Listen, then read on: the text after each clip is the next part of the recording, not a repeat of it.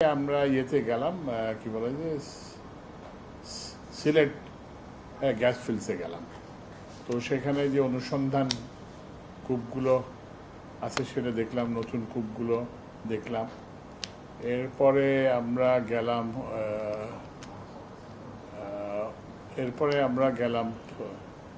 প্রথম দিন ওই ইয়ে দেখলাম। প্রথম দিন গ্যাস এবং গ্যাস সম্পর্কিত ব্যাপার নিয়ে, তারপরে গ্যাস ফিল্ডের কর্মকর্তাদের সাথে আলাপ করলাম। এরপরে হচ্ছে যে পরের দিন আমরা গেলাম ওই যে ইয়েতে কি বলে ওই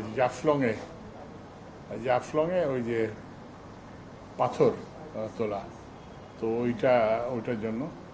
তারপরে সেটা ইয়ে করে তারপরে আমরা জেলা প্রশাসনের সাথে মিটিং করলাম। তারপরে জেলা প্রশাসন, তারপরে তো রাতে চলে এসেছি। ঈদ যাত্রা আমি বলবো এটাকে দুই ভাগ করা যায়। আমাদের হচ্ছে কি যে আমাদের একটা প্রবণতা আছে যে একদম না, আমি ঈদের আগের কথা যদি বলি, ঈদের আগে ছুটি ছিল মাত্র 2 দিন। এর ফলে হচ্ছে 2 দিন প্রেশার, 2 দিনে একটা প্রেশার বিল্ড আপ হয়। আর হচ্ছে যে আমাদের এখানে ওই যে ফিটনেসবিহীন গাড়ি অনেক আছে, তো এগুলো অনেকগুলো বিকল হয়ে রাস্তা বন্ধ করে দেয়। তো আমরা এই যে রমজানের কথা বিবেচনা করে এই বিহীন গাড়ি এবং এই যে পুরনো গাড়ির বিরুদ্ধে ইয়ে করে না, কিন্তু এখন এটা পুরো দমে ব্যবস্থা নেওয়া হবে। এটা হচ্ছে ঈদের আগের যাত্রার। তো এইটা আমি আমি বলবো না যে একদম ওই যে রমজানের মতো নির্বিঘ্ন হয়েছে, বাট ওভারঅল এটা হচ্ছে আর কি যে ঠিক ছিল। তারপরে ফেরত আসার সময় দীর্ঘ সময় ছুটি ছিল, কিন্তু এই ক্ষেত্রে আমরা দেখলাম যে সবাই কিন্তু একদম শেষ দিন পর্যন্ত ছুটি করে, বেশিরভাগ লোক কালকে মনে হয় 40,000-এর মতো ইয়ে আসছে পদ্মা সেতুতে। তো সবাই ওই শেষ দিকে আসছে। তো তখন আমরা ইনস্ট্যান্ট ব্যবস্থা নিয়েছি। আমরা ওই 4টা লেনই নর্মালি 2টা দিয়ে যাওয়ার কথা, 2টা দিয়ে আসার কথা, আমরা 4টা লেনই ওই দিক থেকে আসার জন্য খুলে দিয়েছি। তো এর ফলে মোটামুটি প্রথমে একটা বিল্ড আপ হয়েছিল, পরে ওই বিল্ড আপটা মোটামুটি আর থাকে নাই, মোটামুটি সবাই বাসায় ফিরছে। তো এখানে একটা যেটা ওই যে তারপরে রেলেরও মোটামুটি আমি দেখেছি যে এগুলো অন টাইম ছিল মোটামুটিভাবে, 2-1টা ব্যত্যয় ঘটছে।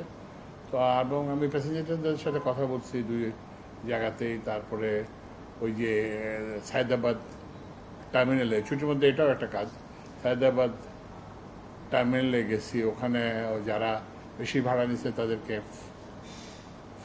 ফাইন করা হয়েছে। তারপরে হচ্ছে যে যারা বেশি ভাড়া হয়েছে তাদের আদায় করা হয়েছে, যাত্রীদেরকে আবার টাকা ফেরতও দেওয়া হয়েছে। তারপরে ইয়েতে কমলাপুর রেল স্টেশনেও সবাই খুব খুশি ছিল, মানে মোটামুটিভাবে। তো এইটা একটা আসলে একটা চ্যালেঞ্জ, এত বড় একটা মানে 2 পথে যাত্রা ম্যানেজ করা। তারপরে আরেকটা জিনিস যেটা এবার হয়েছে সেটা হচ্ছে যে গ্রামাঞ্চলে কিন্তু বিদ্যুতের চাহিদা বাড়তেছে। আমার আগে ধারণা ছিল যে গ্রামাঞ্চলে গেলে শুধুমাত্র ওই যে লাইটিং লোড, তো কিন্তু আমি যখন ওই যে ইয়েতে গেলাম পদ্মা সেতু, সেখানে 4-5টা ইয়ে আছে, পল্লী বিদ্যুৎ সমিতি আছে, শরীয়তপুর, মাদারীপুর, ফরিদপুর, গোপালগঞ্জ, মুন্সিগঞ্জ। তো ওদের সঙ্গে কথা বলে যেটা জানা গেল যে এখন গ্রামেও ঘরে ঘরে কি বলে ফ্রিজ, ঘরে ঘরে এসি।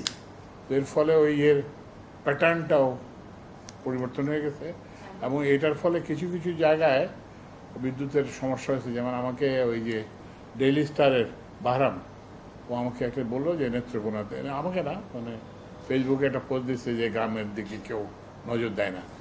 তো যাই হোক আমি ওটা দেখলাম। তো ওখানে যেটা হয়েছে কি যে ওই যে এই যে তার কিংবা যেসব ইকুইপমেন্ট আছে সেগুলোতে একটা নির্দিষ্ট মাত্রার ইয়ে বহন করে অভ্যস্ত। যখন এটা অনেক বেশি চাহিদা হয়েছে এবার, তো তখন এইগুলোর অনেক জায়গায় বিভ্রাট হচ্ছে। তো এগুলো আমরা মোটামুটিভাবে আমি যেখান থেকে যতটা জানতে পারছি, আমাদের সচিবরা যেখান থেকে যতটুকু জানতে পারছে, আমরা we have tried to address the issue. আপনি নিজে বিদ্যুতের কথা বলছিলেন স্যার, এখন তো গরম পড়ে আছে এবং এবারে গরমটা একটু অন্যরকম হবে, এখন আবহাওয়া বলছে কারণ আর্লি বর্ষা এখন হচ্ছে কি তোমরা তো সবাই আমাদেরকে ভয় দেখাতে থাকো, তো এখন তো ভয় তো এখনো তো ইয়ে লাগছে না। আমরা একটা জিনিস হচ্ছে আমরা চেষ্টা করব। এখন কথা সরকারের কাছ থেকে মানুষের প্রত্যাশাটা হচ্ছে সরকার সচেষ্ট থাকবে। তা আমরা সচেষ্ট ছিলাম, সচেষ্ট থাকবো আমরা যতদিন আছি। তো এইটুকুই বলতে পারি। তো মানে আমাদের প্রস্তুতি আছে আর কি, যে এখনও তো 15,000 মেগাওয়াট, 15,000-এর বেশি। তো আমাদের প্রস্তুতি আছে। আমরা আরও একটু হয়তো ব্যয়বহুল ওই যে তেলের মেশিনগুলো চালাতে হবে, তাহলে আমরা ওই যে 16, 17, 18-তে যদি যায় তখন আমরা ইয়ে করবো আর কি। না, সম্ভব হবে না কেন? আমরা তো ওই যে তেলের মেশিনগুলো তো আছেই, কিন্তু এগুলো আমরা চালাই না ব্যয়বহুল বলে, সাবসিডি বাড়ে বলে। তো এখন কিন্তু মানুষের প্রয়োজন তো আগে, তো ওই জন্য আমরা ইয়ে করবো, চেষ্টা করবো যতটা।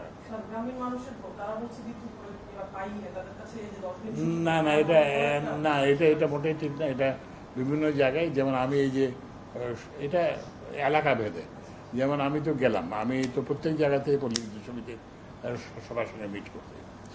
তো যেমন ওই এলাকাতে কোনো কমপ্লেন নাই, কি নাম্বার যে আমি প্রত্যেককে ইন্ডিভিজুয়ালি তোমার ডিমান্ড কত, তুমি বিদ্যুৎ পাইছো কত, কী বলে ওই এলাকাতে মুন্সিগঞ্জ, শরীফপুর, তারপরে মাদারীপুর, তারপরে ওই যে কী বলে গোপালগঞ্জ, এই এলাকাতে কোনো ইয়ে নেই।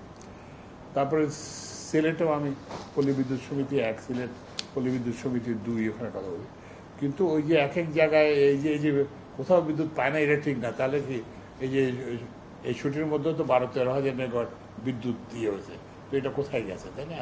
তো ওই জন্য স্পরেডিক মানে একটা হয়তো কোনো জায়গায় যেগুলো বললাম যে ওই যে আমাদের এই যে interconnection bottleneck, infrastructure bottleneck, distribution নেটওয়ার্কের যে বটলনেক, সেগুলোর জন্য বিদ্যুৎ বিভ্রাট হয়েছে। কিন্তু ওই যে বিদ্যুৎ সরবরাহের ঘাটতির জন্য, কারণ আমার তো ক্যাপাসিটি ছিল, আমি যদি 10-12 হাজার করতে পারি, আমার তো 15,000, 16,000 তাহলে করতে পারতাম। তো এটার মানেটা হচ্ছে যে আমরা ইয়ের জন্য হয় না, ইয়েটা হচ্ছে যে ইয়ের জন্য, ডিস্ট্রিবিউশন নেটওয়ার্কের সমস্যার জন্য। ঢালাইয়ে দৃঢ়তা, নির্মাণে নিশ্চয়তা, প্রিমিয়ার সিমেন্ট, ঢালাইয়ের রাজা।